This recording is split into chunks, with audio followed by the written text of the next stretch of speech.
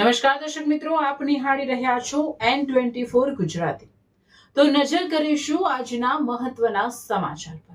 સુરત રાંદેર પોલીસનો પ્રોહિબિશન સામે મોટો પ્રહાર, 14.27 લાખનો દારૂનો જથ્થો કબજે। સુરત શહેરમાં પ્રોહિબિશનની પ્રવૃત્તિઓ સામે રાંદેર પોલીસને મોટી સફળતા મળી છે। ભૂતકાળમાં ભાવનગરમાં બનેલા લઠ્ઠાકાંડના બનાવને ધ્યાનમાં લઈ પોલીસ કમિશનરના માર્ગદર્શન હેઠળ શહેરમાં દારૂની ગેરકાયદેસર પ્રવૃત્તિઓ સામે સઘન કાર્યવાહી હાથ ધરવામાં આવી રહી છે।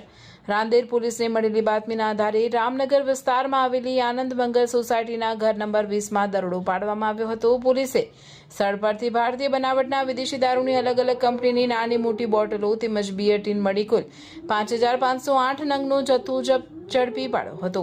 આ કાર્યવાહીમાં મનુ ઉર્ફે મોન્ટ રાધેશ્યામ સાહાનીને ઝડપી પાડવામાં આવ્યો છે, જ્યારે મનુ ઉર્ફે પંજાબી સમદન સાહાનીને વોન્ટેડ જાહેર કરી તેની શોધખોળ હાથ ધરવામાં આવી છે।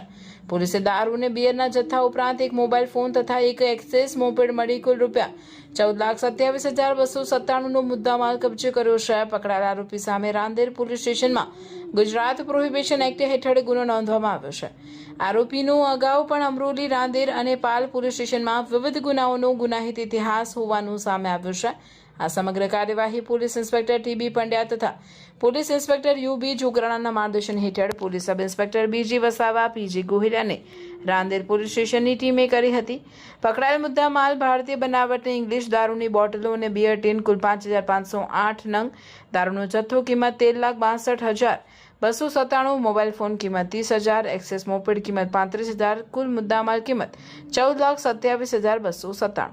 રાંદેર પોલીસની આ કામગીરીને પ્રોહિબિશનના ગણનાપાત્ર કેસના પર્દાફાશ તરીકે જોવામાં આવી રહી છે।